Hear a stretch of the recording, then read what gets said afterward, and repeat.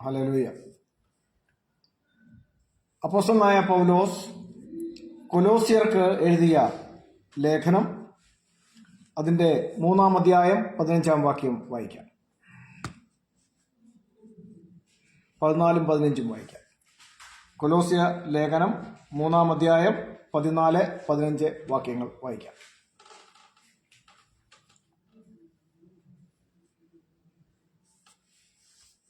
എല്ലാറ്റിനും മീതെ സമ്പൂർണ്ണത ബന്ധമായ സ്നേഹം ധരിപ്പി. ക്രിസ്തുവിന്റെ സമാധാനം നിങ്ങളുടെ ഹൃദയങ്ങളിൽ വാഴട്ടെ. അതിനല്ലോ നിങ്ങൾ ഏക ശരീരമായി വിളിക്കപ്പെട്ടിരിക്കുന്നത്. നന്ദിയുള്ളവരായും ഇരിപ്പി. മതി.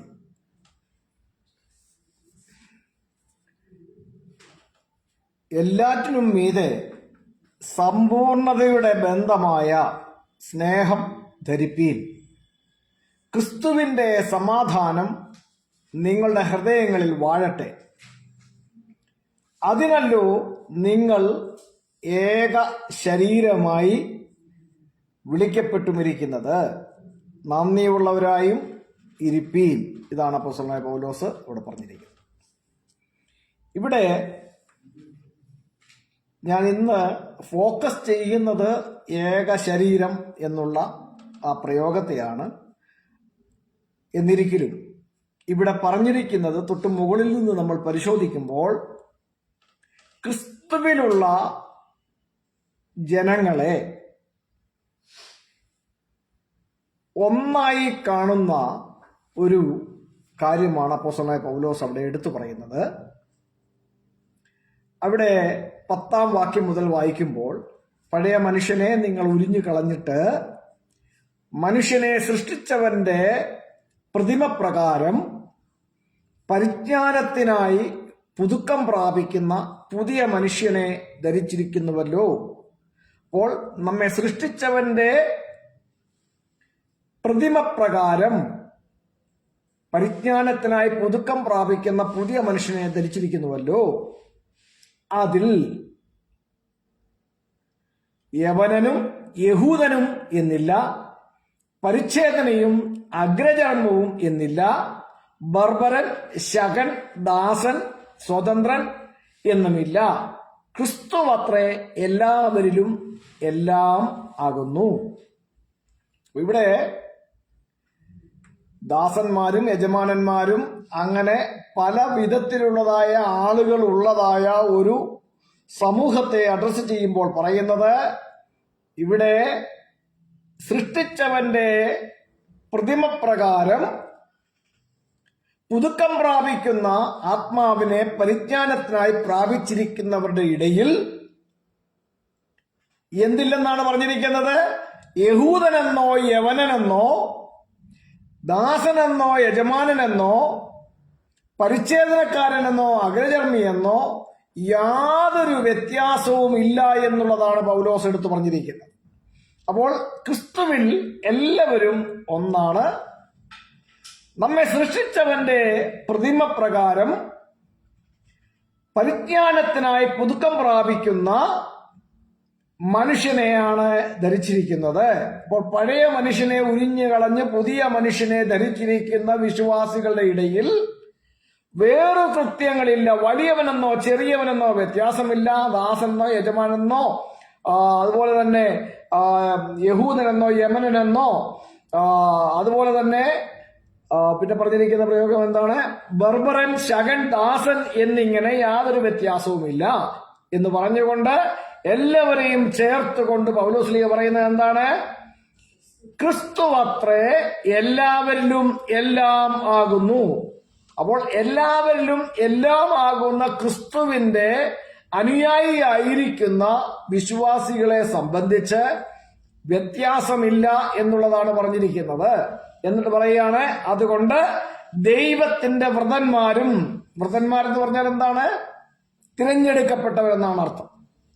അപ്പോൾ ദൈവത്തിന്റെ വ്രതന്മാരും വിശുദ്ധന്മാരും പ്രിയരുമായി മനസ്സലിവ്, ദയ, താഴ്മ, സൗമ്യത, ദീർഘക്ഷമ എന്നിവ ധരിച്ചുകൊണ്ട് അന്യോന്യം പൊറുക്കുകയും ഒരുവനോടൊരുവന് വഴക്കുണ്ടായാൽ തമ്മിൽ ക്ഷമിക്കുകയും ചെയ്യുവീൻ. അപ്പൊ വഴക്കുണ്ടാകത്തില്ലെന്നല്ല, വഴക്കുണ്ടായാൽ എന്ത് ചെയ്യണമെന്നാണ്? അന്യോന്യം ക്ഷമിക്കണമെന്നുള്ളതാണ്. വഴക്കുണ്ടാകത്തില്ല എന്ന് പഠിപ്പിക്കുന്നില്ല. മനുഷ്യനാണ്, ചിലപ്പോൾ വഴക്കുണ്ടാകാം, പരസ്പരം യോജിക്കാത്ത കാര്യങ്ങൾ വരുമ്പോൾ ചിലപ്പോൾ വിപരീത അഭിപ്രായങ്ങളുള്ളവർ തമ്മിൽ അങ്ങോട്ടും ഇങ്ങോട്ടും വാഗ്വാദങ്ങൾ ഉണ്ടാകാം. ഈ രീതിയിലുള്ള പല കാര്യങ്ങളും ഉണ്ടാകാം. അങ്ങനെ ഉണ്ടായാൽ പോലും അതെന്ത് ചെയ്യണമെന്നാണ്? അന്യോന്യം പൊറുക്കുകയും ഒരുവനോട് ഒരുവൻ വഴക്കുണ്ടായാൽ തമ്മിൽ തമ്മിൽ ക്ഷമിക്കുകയും ചെയ്യുവീൻ. കർത്താവ് നിങ്ങളോട് ക്ഷമിച്ചതുപോലെ നിങ്ങളും ചെയ്യുവീൻ. ഇത്രയും കാര്യം പറഞ്ഞിട്ടാണ് പറയുന്നത്, ഇതിന്റെ എല്ലാം ഉപരിയായി എന്ത് ചെയ്യണം? സമ്പൂർണതയുടെ ബന്ധമായ സ്നേഹം ധരിപ്പീൻ. എന്നിട്ട് ക്രിസ്തുവിന്റെ സമാധാനം നിങ്ങളുടെ ഹൃദയങ്ങളിൽ വാഴട്ടെ. അതിനുവേണ്ടിയാണ്. അപ്പൊ ക്രിസ്തുവിന്റെ സമാധാനം ഹൃദയങ്ങളിൽ വാഴേണ്ടതിനായി വിളിക്കപ്പെട്ടിരിക്കുന്നത് എങ്ങനെയാണെന്നാണ് പറഞ്ഞിരിക്കുന്നത്? ഏക ശരീരമായി വിളിക്കപ്പെട്ടിരിക്കുന്നു എന്ന് പറഞ്ഞു കഴിഞ്ഞാൽ മത്തായി ചായനും ചാക്കോ ചായനും തോമാ ചായാനും പിന്നെ ശോശാമ്മയും മറിയാമ്മയും ലീലാമ്മയും അന്നമ്മയും ചിന്നമ്മയും ഇങ്ങനെ അനേക വ്യക്തികൾ, അവർക്കൊക്കെ അവരുടെ ശരീരമുണ്ട്. അവരൊക്കെ അവരവരുടെ ശരീരമുള്ള വ്യക്തികളാണ്. ഡിഫറെന്റ് പേഴ്സൺസ്, വിവിധ വ്യക്തികൾ. ഇങ്ങനെ അനേകരായ സ്വന്തമായ ശരീരം, ഓരോ വ്യക്തിക്കും അവനവന്റേതായ ഐഡന്റിറ്റിയോട് കൂടിയ ശരീരമുള്ളവരായിരിക്കുന്ന ഈ അനേക ശരീരങ്ങളുള്ള മനുഷ്യനെ സംബന്ധിച്ച് അവർ ഏക ശരീരമായിട്ടാണ് വിളിക്കപ്പെട്ടിരിക്കുന്നത്. അപ്പൊ ഈ ഏക ശരീരം എന്തുവാ? അനേക ശരീരങ്ങളുണ്ട്. ഓരോരുത്തർക്കും അവനവന്റെ ശരീരമുണ്ട്. അങ്ങനെ അവനവന്റെ ശരീരമുള്ള ഓരോ മനുഷ്യരുമാണ് ഇവർ. അന്നമ്മ ഒരു മനുഷ്യ സ്ത്രീയാണ്. അവർ സ്ത്രീ ആയതുകൊണ്ട് നമ്മൾ അവിടെ സ്ത്രീ എന്ന പ്രയോഗം നടത്തുന്നു. അപ്പുറത്ത് ചാക്കോ ചായൻ പുരുഷനായതുകൊണ്ട് അവന് പുരുഷൻ എന്ന പ്രയോഗം നടത്തുന്നു. ഇവരെല്ലാവരും മനുഷ്യരാണ്. അന്നമ്മയും മനുഷ്യയാണ്. നമ്മൾ അവിടെ ലിംഗഭേദം വെച്ചുകൊണ്ട് മനുഷ്യൻ, മനുഷ്യർ, മനുഷ്യത്തി എന്നൊക്കെ പ്രയോഗം നടത്തുന്നുണ്ടാകും. പക്ഷേ all are individuals and all are different human beings. എന്താണ് അവര്? ഇവരെല്ലാവരും വ്യത്യസ്തരായ ഹ്യൂമൻ ബീയിങ്സ് ആണ്. ഓരോ ഹ്യൂമൻ ബീയിങ്ങിനും അവരവരുടേതായ ശരീരമുണ്ട്, അവരവരുടേതായ ആത്മാവുണ്ട്, അവരവരുടേതായ ചിന്താശേഷിയുണ്ട്. അങ്ങനെ ഇൻഡിവിജ്വൽസ്, അനേകരായ സ്വതന്ത്രരായ മനുഷ്യരായ അനേകർ ചേർന്നുണ്ടാകുന്ന ഒരു ശരീരത്തെക്കുറിച്ചാണ് അപ്പോസ്തലനായ പൗലോസ് ഇവിടെ പറയുന്നത്. അപ്പോൾ ഏക ശരീരമായി വിളിക്കപ്പെട്ടിരിക്കുന്നു എന്ന് പറഞ്ഞു കഴിഞ്ഞാൽ അന്നമ്മയ്ക്കും ചാക്കോ ചായനും ശോശാമ്മയ്ക്കും മറിയാമ്മയ്ക്കും ലീലാമ്മയ്ക്കും ചിന്നമ്മയ്ക്കും അന്നമ്മയ്ക്കും എല്ലാം കൂടി ഒരു ശരീരമെന്നല്ല, അവർക്കെല്ലാം അവനവന്റെ ശരീരമുള്ളപ്പോൾ ഇവരെല്ലാവരും വിളിക്കപ്പെട്ടിരിക്കുന്നത് ഒരു ശരീരമായിട്ടാണ്. ഒരു ശരീരം എന്ന് പറയുന്നത് ഇവരുടെ ആരുടെ ശരീരമല്ല, പിന്നെന്താണ്? അവരുടെ ഒരു ശരീരമായിട്ട് ഏക ശരീരമായി വിളിക്കപ്പെട്ടിരിക്കുന്നു എന്ന് പറഞ്ഞു കഴിഞ്ഞാൽ as a single body they are called in to a single body എന്നാണ് പറഞ്ഞിരിക്കുന്നത്. വൺ ബോഡി, 2, 3, 4, 5 ശരീരങ്ങളെന്നല്ല, ഒരു ശരീരമായി വിളിക്കപ്പെട്ടിരിക്കുന്നു എന്ന് പറയുമ്പോൾ ഈ പറഞ്ഞ ഒരു വ്യക്തിയുടെയും ശരീരമല്ല, മറിച്ച് ഇവരെല്ലാവരും കൂടെ ചേർന്നുണ്ടാകുന്ന ഒരു ശരീരം എന്നാണ് അർത്ഥം. അത് ഇതിൽ ഒരു വ്യക്തിയുമല്ല, ഇവരെല്ലാവരും കൂടെ ചേർന്നുണ്ടാകുന്ന ഒരു ശരീരം എന്ന് പറയുന്നത് ബോഡിയാണ്. ആ ബോഡി എന്ന് പറയുന്നത് ക്രിസ്തുവിലുള്ള സഭയാണ്. അവിടെ ക്രിസ്തുവിൽ അനേക ശരീരങ്ങളില്ല, ഒരു ശരീരമേ ഉള്ളൂ. അത് ക്രിസ്തുവിന്റെ സഭ എന്ന ശരീരമാണ്. ആ സഭയ്ക്കുള്ളിൽ ആണ് അവനവന്റേതായ ശരീരങ്ങളുള്ള സ്വതന്ത്രരായിട്ടുള്ള ഓരോ മനുഷ്യ വ്യക്തികളുമുള്ളത്. അങ്ങനെ അനേക വ്യക്തികൾ ചേർന്നുണ്ടാകുന്ന ഒന്ന് എന്ന് പറഞ്ഞിരിക്കുന്നത്, ഒരു ശരീരം എന്ന് പറഞ്ഞിരിക്കുന്നത് സഭ എന്ന ശരീരത്തെക്കുറിച്ചാണ്.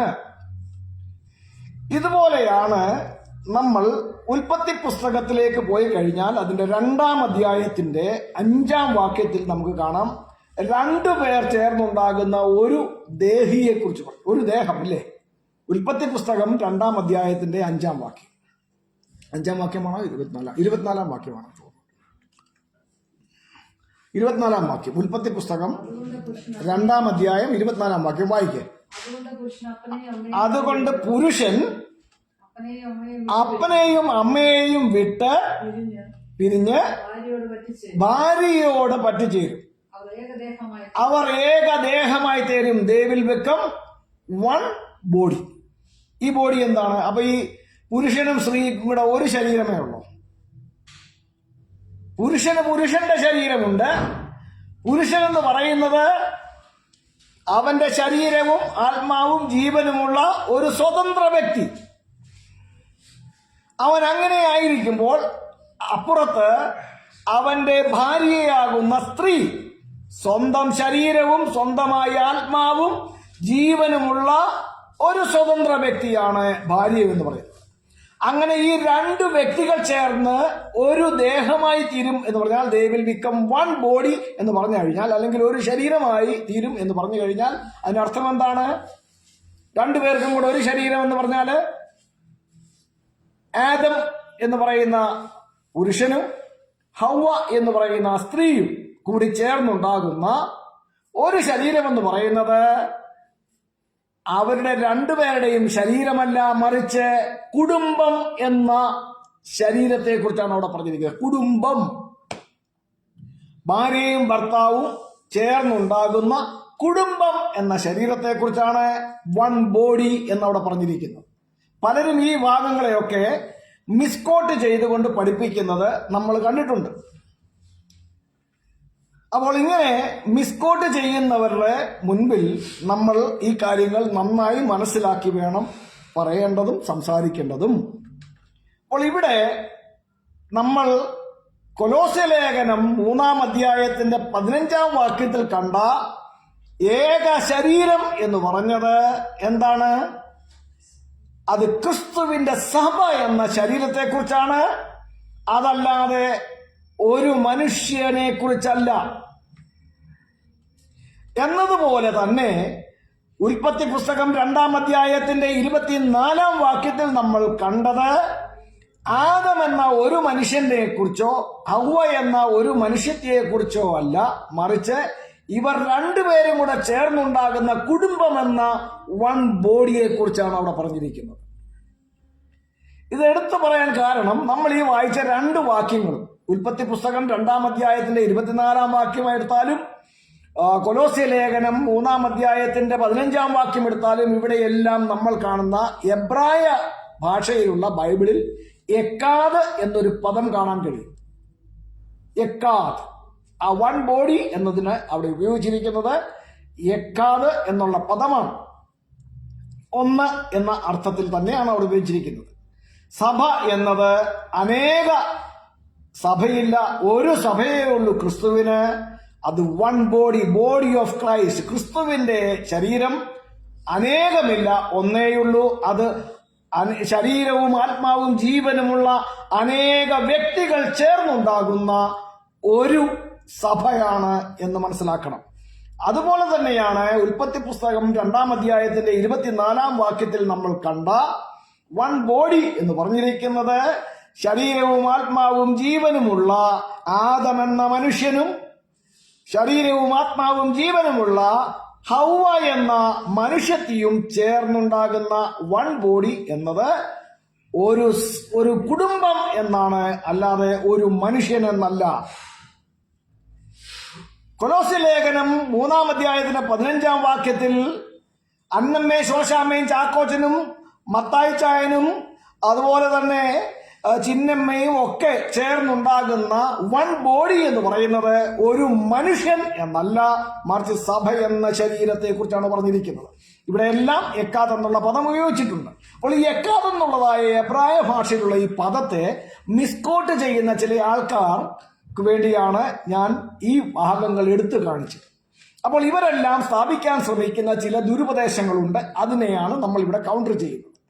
അപ്പോൾ എന്തുകൊണ്ടാണ് ഇവർ പറയുന്നത്? നമ്മൾ ആവർത്തന പുസ്തകം 6-ാം അധ്യായത്തിന്റെ 4-ാം വാക്യത്തിൽ ഇസ്രയേൽ യാഹുവ എലോഹിനു യാഹുവ എക്കാദ് എന്ന് പറഞ്ഞിരിക്കുന്നിടത്ത് യഹോവയായ ദൈവത്തെക്കുറിച്ച് എക്കാദ് എന്ന് പറഞ്ഞിരിക്കുന്ന പദം ഉപയോഗിച്ചിരിക്കുന്നത് ബഹുത്വമുള്ള ഏകത്വമാണ് എന്ന് ഈ ബഹുദൈവ വിശ്വാസികളായ ചിലർ സ്ഥാപിക്കാൻ ശ്രമിക്കുന്ന ആ തന്ത്രത്തെയാണ് ഞാൻ ഇവിടെ ചൂണ്ടിക്കാണിക്കാൻ ശ്രമിക്കുന്നത് മുഴുവൻ.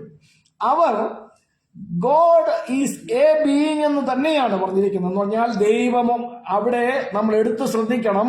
ആവർത്തന പുസ്തകം 6-ാം അധ്യായത്തിന്റെ 4-ാം വാക്യത്തിൽ വായിക്കുന്നത് എന്താണ്? ഇസ്രായേലെ കേൾക്ക, യഹോവ നമ്മുടെ ദൈവമാകുന്നു, യഹോവ ഏകൻ തന്നെ. എന്താണ് പ്രയോഗം? ഏകൻ തന്നെ. യഹോവ ഏകം തന്നെ എന്നുള്ള അല്ല, മനസ്സിലായോ? യഹോവ ഏകം തന്നെ എന്നല്ല, മറിച്ച് ഏകൻ തന്നെ. എന്താണ് ഈ ഏകവും ഏകനും തമ്മിലുള്ള വ്യത്യാസം? എന്താണ് ഏകവും ഏകനും തമ്മിലുള്ള വ്യത്യാസം? ഏകം എന്നുള്ള പദം യോജിക്കുന്നത് നമ്മളിവിടെ കുറിവാക്യമായി വായിച്ച കൊളോസ്യ ലേഖനം 3-ാം അധ്യായത്തിന്റെ 15-ാം വാക്യത്തിൽ സഭയോടുള്ള ബന്ധത്തിൽ നമുക്ക് ഏകം എന്ന പദം ഉപയോഗിക്കാം. കാരണം അനേക വ്യക്തികൾ ചേർന്നുണ്ടാകുന്ന ഒരു സഭ, അവിടെ ഏക ശരീരം എന്ന് പറഞ്ഞിരിക്കുന്നത് നമുക്ക് ഉപയോഗിക്കാവുന്നതാണ്. ഇനി അതുപോലെ തന്നെ ഭാര്യയും ഭർത്താവും, സ്ത്രീയും പുരുഷനും ചേർന്നുണ്ടാകുന്ന കുടുംബം എന്ന ശരീരത്തോടുള്ള ബന്ധത്തിൽ ഏകദേഹം അല്ലെങ്കിൽ ഏക ശരീരം എന്ന പ്രയോഗം നമുക്ക് ഉപയോഗിക്കാവുന്നതാണ്. അവിടെ ഏകൻ എന്നുള്ള പ്രയോഗം ഉപയോഗിക്കാൻ പറ്റില്ല. ഭാര്യയും ഭർത്താവും ചേർന്ന് ഏകനായി തീരുമെന്ന് എവിടെയും പറഞ്ഞിട്ടുണ്ടോ? ഇല്ല. ഭാര്യയും ഭർത്താവും അല്ലെങ്കിൽ സ്ത്രീയും പുരുഷനും ചേർന്ന് ഏകനായി തീരുമെന്ന് പറഞ്ഞിട്ടില്ല. മത്തായിച്ചാനും ശോശാമ്മയും തങ്കച്ചാനും ചിന്നമ്മാമയും ഒക്കെ ചേർന്ന് ഏകനായി തീരുമെന്ന് പറഞ്ഞിട്ടില്ല. ഏക ശരീരമായി വിളിക്കപ്പെട്ടിരിക്കുന്നു എന്നാണ് പറഞ്ഞിരിക്കുന്നത്. അത് ബോഡി ഓഫ് ക്രൈസ്റ്റ്, ക്രിസ്തുവിന്റെ സഭ എന്ന ശരീരത്തെക്കുറിച്ചാണ് പറഞ്ഞിരിക്കുന്നത്.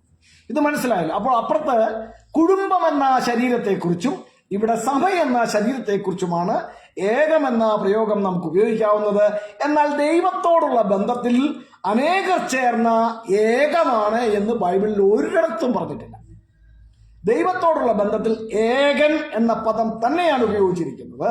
അപ്പോൾ ഇനി ഈ എക്കാദെന്നുള്ള പദം, എബ്രായ ഭാഷയുള്ള ഈ പദം ഒരേ ഒരു വ്യക്തിയെ സൂചിപ്പിക്കുന്നതിനായിട്ട് ഉപയോഗിച്ചിട്ടുണ്ടോ എന്ന് നമുക്ക് പരിശോധിക്കാം. അനേകർ ചേർന്ന ഒരു സമൂഹത്തിന് വേണ്ടി എക്കാദെന്നുള്ള പദം ഉപയോഗിച്ചിരിക്കുന്നത് പോലെ തന്നെ ആ പദം ഒരേ ഒരു വ്യക്തിക്ക് വേണ്ടി ഉപയോഗിച്ചിരിക്കുന്ന അനേക വാക്യങ്ങൾ ബൈബിളിലുണ്ട്. ഒരേ ഒരു വ്യക്തി എന്ന് സൂചിപ്പിക്കുന്നതിനായിട്ട്. അതാണ് ആവർത്തന പുസ്തകം 6-ാം അധ്യായത്തിലെ 4-ാം വാക്യത്തിൽ ദൈവത്തെക്കുറിച്ച് അല്ലെങ്കിൽ യഹോവയെക്കുറിച്ച് ഏകൻ തന്നെ എന്ന് പറഞ്ഞിരിക്കുന്ന അവിടെ എക്കാദ് എന്നുള്ള പദം ഉപയോഗിച്ചിരിക്കുന്നത് സിംഗിൾ പേഴ്സൺ എന്ന അർത്ഥത്തിലാണ്. അതിനെ ഉറപ്പിക്കാൻ പാകത്തിനാണ് നമ്മൾ വായിക്കുന്നത് യെശയ്യാ പ്രവാചകന്റെ പുസ്തകം 45-ാം അധ്യായത്തിൽ അതിന്റെ 5-ാം വാക്യം മുതൽ വായിക്കുമ്പോൾ യഹോവയായ ദൈവം തന്നെ പറയുന്നുണ്ട്. എന്താണ് വായിക്കുന്നത്? യെശയ്യാ പ്രവാചകന്റെ പുസ്തകം 45-ാം അധ്യായം 5-ാം വാക്യം മുതൽ അങ്ങോട്ട് വായിച്ച് 7-ാം വാക്യം വരെ. ഞാൻ യഹോവയാകുന്നു. എത്ര പേരുണ്ട്? ഞാൻ എന്ന് പറഞ്ഞാൽ എത്ര പേരുണ്ട്? Single person. ഞാൻ യഹോവയാകുന്നു, ഞങ്ങൾ യഹോവയാകുന്നു എന്നല്ല. അടുത്തത് മറ്റൊരുത്തനുമില്ല. ഇനി വേറൊരുത്തനോടാണെന്ന് പറഞ്ഞുകൊണ്ട് ആരും വരരുത്. യഹോവയായ ദൈവം തന്നെ പറയുകയാണ്, ഞാൻ സിംഗിൾ പേഴ്സൺ ആണ്, യഹോവയാകുന്നു, മറ്റൊരുത്തനുമില്ല എന്ന് പറഞ്ഞാൽ പിന്നെ വേറെ യഹോവയുണ്ടോ? ഇല്ല. അടുത്തത് ഞാനല്ലാതെ ഒരു ദൈവവുമില്ല എന്ന്. നീ എന്നെ അറിയാതിരിക്കെ ഞാൻ നിന്റെ അരമുറുക്കി. ഇതെല്ലാം സിംഗിൾ പേഴ്സൺ ആയ യഹോവയായ ദൈവം, ഒരേ ഒരുവൻ മാത്രമായ ദൈവം പറയുന്ന കാര്യങ്ങളാണ്. ഞാൻ യഹോവയാകുന്നു, മറ്റൊരുത്തനുമില്ല, ഞാനല്ലാതെ ഒരു ദൈവവുമില്ല. ഇനി 7-ാം വാക്യം വായിച്ച്. സൂര്യോദയത്തിലും അസ്തമാനത്തിലും ഉള്ളവർ ഞാനല്ലാതെ മറ്റൊരുത്തനുമില്ല എന്നറിയേണ്ടതിന് തന്നെ. ഞങ്ങളല്ലാതെ മറ്റൊരുത്തനുമില്ല എന്നറിയണമെന്നല്ല, ഞാനല്ലാതെ മറ്റൊരുത്തനും ഇല്ല എന്നറിയേണ്ടതിന് തന്നെ. മനസ്സിലായോ? അപ്പോൾ യഹോവയായ ദൈവം ഒന്നിലധികം ആളുകളാണ് എന്ന് സ്ഥാപിക്കാൻ വേണ്ടി പരിശ്രമിച്ചാൽ അതിന് വാക്യം ബൈബിളിലില്ല. യഹോവയായ ദൈവം ഒരേ ഒരുവൻ മാത്രമാണ് എന്ന് ഉറപ്പിക്കുന്ന ധാരാളം വാക്യങ്ങളാണ് ബൈബിളിൽ കിടക്കുന്നത്. യെശയ്യാ പ്രവാചകന്റെ പുസ്തകം 37 അധ്യായം 20 വാക്യം കൂടി വായിച്ചു. യെശയ്യാ പ്രവാചകന്റെ പുസ്തകം 37 അധ്യായം 20 വാക്യം. ഇപ്പോഴോ ഞങ്ങളുടെ ദൈവമായ യഹോവേ, നീ ഒരുത്തൻ മാത്രം, സിംഗിൾ പേഴ്സൺ, നീ ഒരുത്തൻ മാത്രം യഹോവയെന്ന് ഭൂമിയിലെ സകല രാജ്യങ്ങളും അറിയണമെന്ന് തന്നെ. ഒരുത്തൻ മാത്രം, അവിടെ എക്കാതെന്നുള്ള പദം നിങ്ങൾക്ക് കാണാൻ കഴിയും. ഒരുത്തൻ മാത്രം, സിംഗിൾ പേഴ്സൺ. നീ ഒരുത്തൻ മാത്രം, യഹോവയായ ദൈവം ഒരേ ഒരുവൻ മാത്രമാണ് എന്ന് യഹോവയായ ദൈവത്തിൽ വിശ്വസിക്കുന്ന വിശ്വാസികൾ പറയുന്നു. ഈ അറിവില്ലാത്തവരാണ് യഹോവയായ ദൈവത്തെ പിടിച്ച് പലരാക്കാൻ ശ്രമിക്കുന്നത്. ഞങ്ങൾ യഹോവയാകുന്നു എന്ന് ബൈബിളിൽ ഒരിടത്തും യഹോവയായ ദൈവം അറിയിച്ചിട്ടില്ല. ഞാൻ യഹോവയാകുന്നു എന്ന് സിംഗിൾ പേഴ്സൺ തന്നെയാണ് പറഞ്ഞിരിക്കുന്നത് എന്ന് പ്രത്യേകം ശ്രദ്ധിക്കുക. അതുപോലെ യഹോവയായ ദൈവം പറഞ്ഞത് വിശ്വസിക്കുന്നവർക്ക് ഒരുത്തൻ മാത്രമേ ഉള്ളൂ യഹോവയെന്ന്, ഈ അറിവെല്ലാവർക്കും ഉണ്ടാകേണ്ടതിന് എന്ന് എടുത്തു പറയുന്നത് യെശയ്യാ 37:20 37:16 നമുക്ക് കാണുവാൻ തക്കവണ്ണം കഴിയും. ഇനി ഒരുത്തൻ എന്ന് ഉപയോഗിച്ചിരിക്കുന്ന ധാരാളം ഇടങ്ങൾ നമുക്ക് പഴയ നിയമത്തിലും പുതിയ നിയമത്തിലുമായിട്ട് കാണുവാൻ തക്കവണ്ണം കഴിയും. യെശയ്യാ പ്രവാചകന്റെ പുസ്തകം 6 അധ്യായത്തിലേക്ക് വരാം. യെശയ്യാ പ്രവാചകന്റെ പുസ്തകം 6 അധ്യായം അതിന്റെ 6 വാക്യം. യെശയ്യാവ് ഒരു ദർശനം കാണുന്നതാണ്. അവിടെ യെശയ്യാവിന്റെ അടുത്തേക്ക് ഒരുത്തം വരുന്നതിനെ കുറിച്ച് പറഞ്ഞിട്ടുണ്ട്. 6 വാക്യം. യെശയ്യാ പ്രവാചകന്റെ പുസ്തകം 6 അധ്യായം 6 വാക്യം. അപ്പോൾ സാറാഫുകളിൽ ഒരുത്തൻ, എത്ര പേരുണ്ട്? സാറാഫുകൾ അനേകമുണ്ട്. എന്നാൽ ആ സാറാഫുകളിൽ ഒരുത്തൻ യാഗപീഠത്തിൽ നിന്ന് കൊടിൽ കൊണ്ടുവന്ന് ഒരു തീക്കനലെടുത്ത് കയ്യിൽ പിടിച്ചുകൊണ്ട് എന്റെ അടുക്കൽ പറന്നു വന്നു. എത്ര പേരാണ് ഈ പറഞ്ഞ യെശയ്യാവിന്റെ അടുത്തേക്ക് വന്നത്? എത്ര പേര് വന്നെന്നാണ്? ഒരുത്തൻ. എക്കാദ് മിൻഹ സഹാഫീം എന്ന് അവിടെ എഴുതി വെച്ചിട്ടുണ്ട് എബ്രായ ഭാഷയിൽ. എക്കാദ് മിൻഹ സഹാഫീം, സാറാഫുകളിൽ ഒരുത്തൻ സിംഗിൾ പേഴ്സണെ യൂസ് ചെയ്യുന്ന എക്കാദ് എന്നുള്ള പദം നമുക്ക് അവിടെ കൃത്യമായി കാണുവാൻ തക്കവണ്ണം കഴിയുന്നുണ്ട്. ഒന്നിലധികം പേരല്ല യെശയ്യാവിന്റെ അടുത്തേക്ക് തീക്കനലുമായി വന്നത്, ഒരാളെ വന്നുള്ളൂ. ഇനി നമ്മൾ പോയി കഴിഞ്ഞാൽ പുതിയ നിയമത്തിലേക്ക് വന്നു കഴിഞ്ഞാൽ എബ്രായ ഭാഷയിലുള്ള പുതിയ നിയമ ബൈബിൾ എടുത്ത് പരിശോധിക്കണം. ധാരാളം ഇടങ്ങളിൽ ഒരേ ഒരാളെന്ന് സൂചിപ്പിക്കുന്നതിനായിട്ട് ഉപയോഗിച്ചിട്ടുണ്ട്. ലൂക്കോസ് എഴുതിയ സുവിശേഷത്തിലേക്ക് നമുക്ക് വരാം. അതിന്റെ 23 അധ്യായത്തിന്റെ 39 വാക്യം ഒന്ന് വായിക്കാം. ലൂക്കോസ് എഴുതിയ സുവിശേഷം 23 അധ്യായത്തിന്റെ 39 വാക്യം.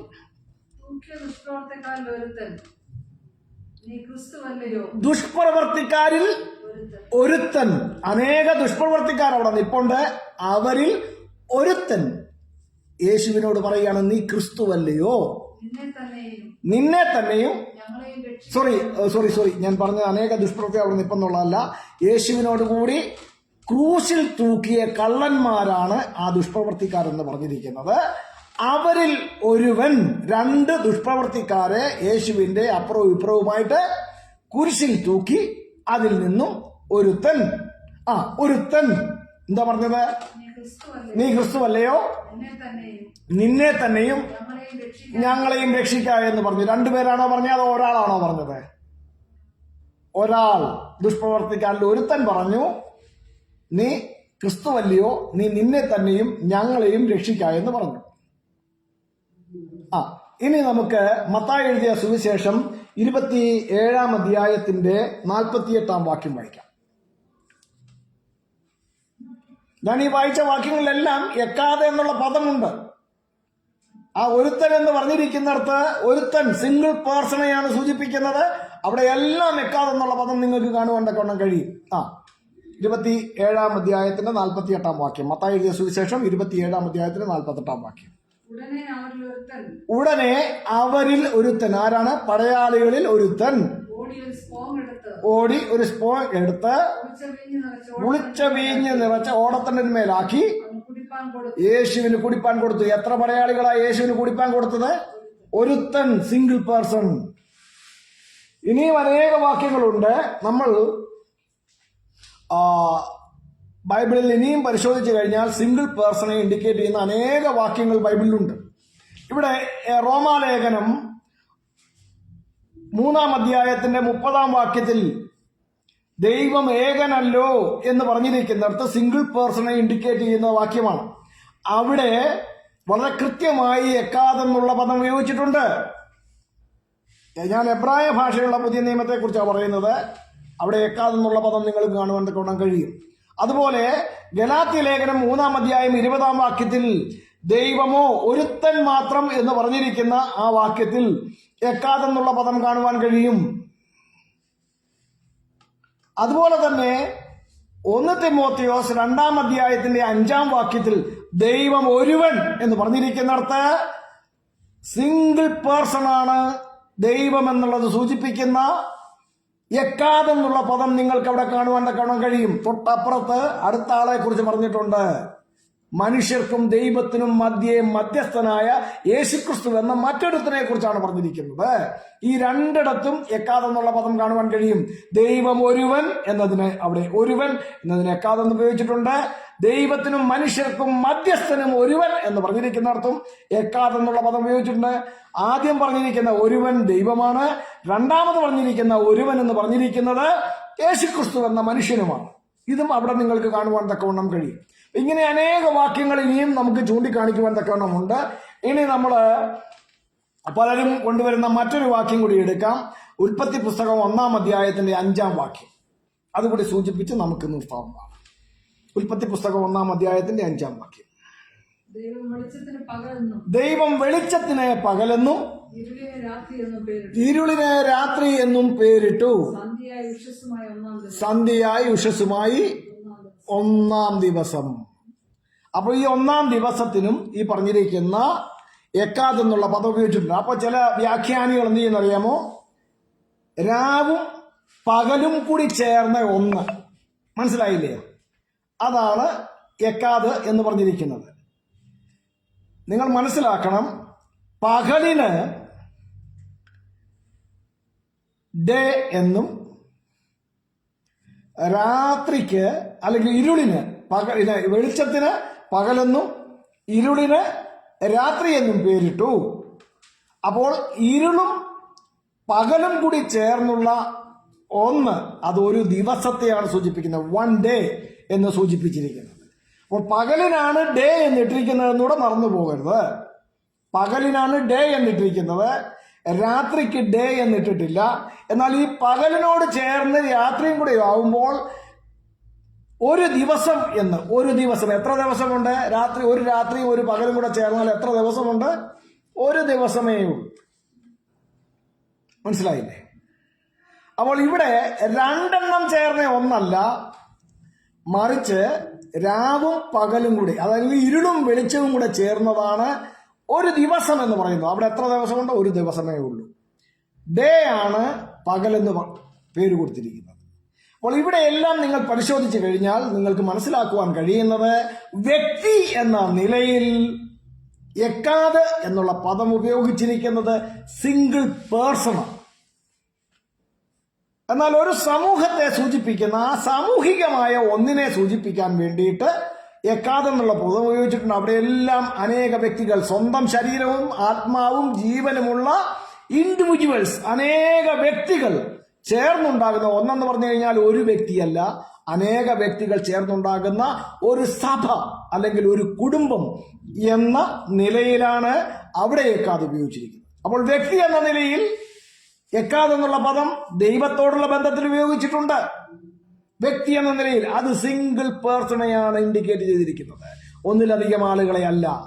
അപ്പോൾ ഇവിടെ നമ്മൾ വായിച്ച കുറിവാക്യത്തിലേക്ക് നമുക്ക് വീണ്ടും വരാം. ഇവിടെ അനേക വ്യക്തികൾ, ശരീരവും ആത്മാവും ജീവനുമുള്ള അനേക മനുഷ്യർ ഒന്നിച്ചു ചേർന്നുണ്ടാകുന്ന ഒരു സഭയാണ് ഇവിടെ ഏക ശരീരമായി നിങ്ങൾ വിളിക്കപ്പെട്ടിരിക്കുന്നു എന്ന് പറഞ്ഞിരിക്കുന്നത്.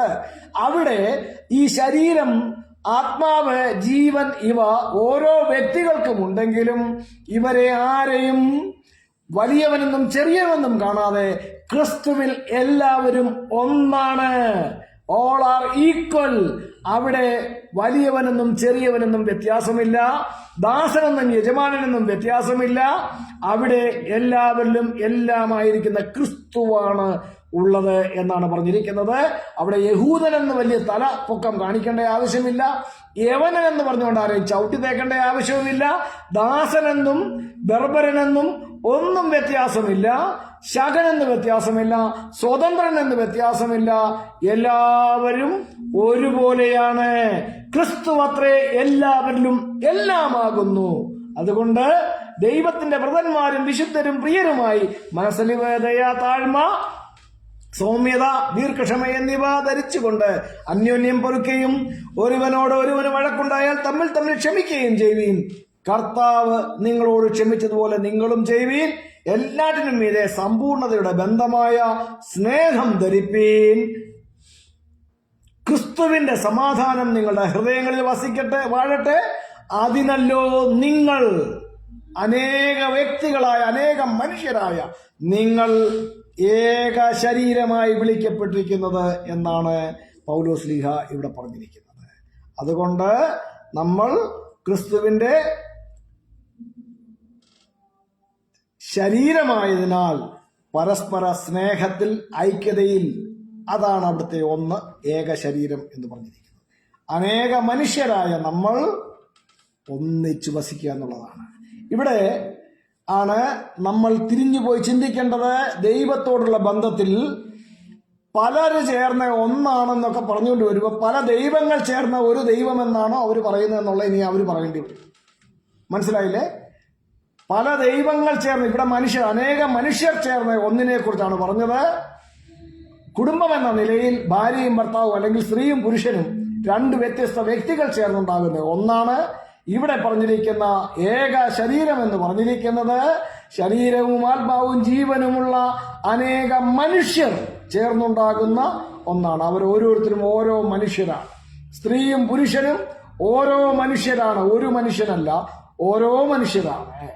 അപ്പോൾ അനേകർ ചേർന്നുണ്ടാകുന്ന ഒരു മനുഷ്യനാകുന്നില്ല എന്ന് മനസ്സിലാക്കണം.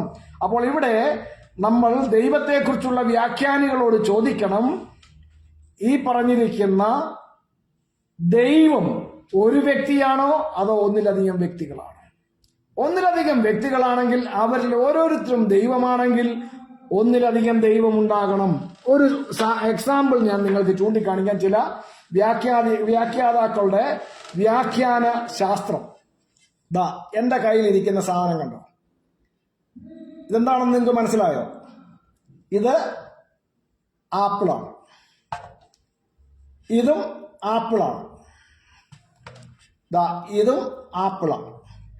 ഈ ആപ്പിളിനും ഈ ആപ്പിളിനും ഈ ആപ്പിളിനും എസൻസ് ഒന്നാണ്.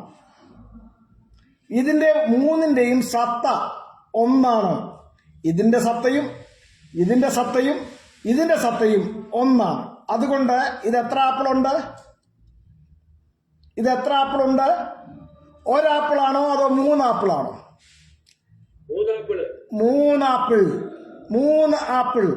ഈ മൂന്നിന്റെയും എസൻസ് ഒന്നായത് കൊണ്ട് ഇത് ഒരാപ്പിളാകുന്നില്ല, മൂന്നാപ്പിളാണ്. മനസ്സിലായോ? മൂന്നാപ്പിൾ. നിങ്ങൾക്ക് പിതാവ്, പുത്രൻ, പരിശുദ്ധാത്മാവ് എന്നിങ്ങനെ മൂന്ന് വ്യക്തികളാണ് ദൈവമെന്ന് പറയുകയും പിതാവ് ദൈവമാണെന്നും പുത്രൻ ദൈവമാണെന്നും പരിശുദ്ധാത്മാവ് ദൈവമാണെന്നും നിങ്ങൾ അവകാശപ്പെടുന്നുവെങ്കിൽ നിങ്ങൾക്ക് മൂന്ന് ദൈവങ്ങളുണ്ട് എന്ന് മനസ്സിലാക്കണം. മൂന്ന് ദൈവങ്ങളുണ്ടെന്ന് നിങ്ങൾ സമ്മതിക്കേണ്ടി വരും. മൂന്നിന്റെയും എസൻസ് ഒന്നാണെന്ന് പറഞ്ഞുകൊണ്ട് ജനങ്ങളെ പറ്റിക്കാൻ ഇറങ്ങരുത്. മൂന്ന് ദൈവങ്ങളുണ്ടെന്ന് തുറന്ന് നിങ്ങൾ സമ്മതിക്കുക. ഒരു മനോജ് മോൻ എന്ന് പറഞ്ഞിട്ട് ഒരു ഏജിയിലെ ഒരു പാസ്റ്റർ, പുള്ളിയുടെ വീഡിയോ എൻ്റെ ഇരിപ്പുണ്ട്. പുള്ളി പറഞ്ഞു പുള്ളിക്ക് മൂന്ന് ദൈവങ്ങളുണ്ടെന്ന്. പിതാവ് ദൈവമാണ്, പുത്രൻ ദൈവമാണ്, പരിശുദ്ധാത്മാവ് ദൈവമാണ്. അതുകൊണ്ട് അദ്ദേഹത്തിന് മൂന്ന് ദൈവങ്ങളുണ്ടെന്ന് അദ്ദേഹം പറയുമെന്ന് പറഞ്ഞിരിക്കുന്ന വീഡിയോ എൻ്റെ കയ്യിലുണ്ട്. അദ്ദേഹം ജമ്മു കാശ്മീരിലെ അസംബ്ലി ഓഫ് ഗോഡ് ചർച്ചിന്റെ ഡിസ്ട്രിക്ട് ഇവാഞ്ചലിസം ഡയറക്ടറായിരുന്നു ആ സമയത്ത്. മനസ്സിലായോ? അപ്പോൾ അങ്ങനെ ഉള്ള വീഡിയോകൾ വരെ എൻ്റെ കയ്യിൽ ഇരിപ്പുണ്ട്. അതുകൊണ്ട് ബഹുദൈവ വിശ്വാസികളായിരിക്കുന്ന തൃത്വക്കാർ നിങ്ങളുടെ കസർത്ത് കളി വിശുദ്ധ തിരുവെഴുത്തുകളെ പരിശോധിക്കുകയും പഠിക്കുകയും ചെയ്യുന്ന സത്യ അന്വേഷികളുടെ അടുത്ത് ചിലവാകയില്ല. നിങ്ങൾ മനുഷ്യനെ പറ്റിച്ചുകൊണ്ടിരിക്കുന്ന സകല തന്ത്രങ്ങൾക്കും ഞങ്ങൾ തിരുവെഴുത്തുകൾ ആധാരമാക്കി മറുപടി തരുന്നുണ്ട്, ഇനിയും തന്നുകൊണ്ടേയിരിക്കും. ഞങ്ങളുടെ പ്രിയപ്പെട്ട സഹോദരങ്ങൾ ഇക്കാര്യത്തിലൊക്കെ വളരെ കൃത്യമായ ബോധ്യമുള്ളവരാണ്, അവരതിൽ നിൽക്കുന്നവരാണ്. തൃത്വം ബഹുദൈവ വിശ്വാസമാണെന്ന് ഞങ്ങൾ പറഞ്ഞിട്ടുണ്ട്, ഞങ്ങളത് സ്ഥാപിച്ചിട്ടുണ്ട്. അതല്ലെങ്കിൽ നിങ്ങൾക്ക് ഒരു വ്യക്തിയെ ഉണ്ടാകൂ ദൈവം. ആളത്വം എന്നുള്ള പദം കൊണ്ട് ചിലരൊക്കെ കസർത്തുകൾ നടത്താറുണ്ട്. അങ്ങനെ ഒരു പദം ഒരു നിഘണ്ടുവിലുമില്ല. നിങ്ങൾ തന്നെ കണ്ടെത്തിയ ഒരു ഉടായിപ്പ് പദമാണ് ആളത്വം എന്ന് പറയുന്നത്. ആളത്വം എന്ന് പറഞ്ഞാൽ എന്താണെന്ന് ചോദിച്ചാൽ നിങ്ങൾക്കറിയത്തില്ല. നിങ്ങൾ ഇങ്ങോട്ട് ഞങ്ങളോട് ചോദിക്കുക, നിങ്ങൾക്കറിയത്തില്ലയോ ആളത്വം എന്താണ്? ഞങ്ങൾക്കറിയത്തില്ല സുഹൃത്തെ. ആളത്വം എന്നൊരു പദം ഒരു നിഘണ്ടുവിലുമില്ല. നിങ്ങളാണത് ആളുകളാണെങ്കിൽ ആളുകളാണെന്ന് പറയണം, വ്യക്തിയാണെങ്കിൽ വ്യക്തി എന്ന് തന്നെ കൃത്യമായി പറയണം. അല്ലാതെ ഉടായിപ്പ് ആളത്വം എന്ന് പറയുന്ന പദപ്രയോഗം കൊണ്ട് കസർത്ത് കളി നടത്താൻ ശ്രമിക്കരുത്. എസൻസ് ഒന്നായതുകൊണ്ട് മൂന്നെണ്ണം ഒന്നാകത്തില്ല, ഒരേപോലെയുള്ള മൂന്നേ ആകത്തുള്ളൂ. ഇത് ഒരേപോലെയുള്ള മൂന്നാണ്. ഇതിന്റെ എല്ലാ എസൻസ് ഒന്നാ. ഒരു കൊലയിലെ ആപ്പിളാണിത്. അപ്പൊ ഇതിന്റെ എല്ലാ എസൻസ് ഒന്നാണ്. അതുകൊണ്ട് ഇത് ഒരാപ്പിൾ ആകത്തില്ല, ഇത് 3 ആപ്പിളാണ്. 3 ആപ്പിൾസ്.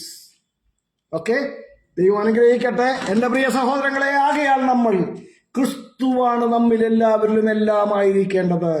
ആയതിനാൽ നമ്മൾ പരസ്പരം സ്നേഹത്തിൽ ഒന്നിച്ച് ഏക ആത്മാവിനാൽ നയിക്കപ്പെടുന്നവരായി, ഏക സഭയായി, ക്രിസ്തുവിന്റെ ഉപദേശത്തിൽ, ക്രിസ്തുവിന്റെ വചനത്തിൽ നിലനിന്നുകൊണ്ട് കർത്താവായ യേശു ക്രിസ്തുവിലൂടെ വാഗ്ദത്തം ചെയ്തിരിക്കുന്ന നിത്യജീവന്റെ പ്രത്യാശയിലേക്ക് നമ്മുടെ ചുവടുകളെ വെച്ചുകൊണ്ട് ശക്തിയോടെ മുന്നേറേണ്ടത് വളരെ ആവശ്യമാണ്. നമ്മുടെ ഹൃദയങ്ങളെ ദൈവസന്നിധിയിൽ ഏകാഗ്രമാക്കാം.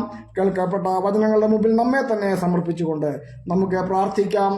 നമ്മുടെ പ്രിയപ്പെട്ട തോമസ് കുടിച്ചായൻ ശബ്ദമുയർത്തി പ്രാർത്ഥിക്കും. ഞങ്ങളെ കൂടാതെ സ്നേഹിക്കുകയും പരിപാലിക്കുകയും സൂക്ഷിക്കുകയും സംരക്ഷിക്കുകയും ചെയ്ത ഞങ്ങളുടെ സ്വർഗീയ നല്ല പിതാവേ, നല്ല സന്ധ്യാസമയത്തിനായി ഞങ്ങൾ അങ്ങ് വാഴ്ത്തുന്നു, സ്തുതിക്കുന്നു.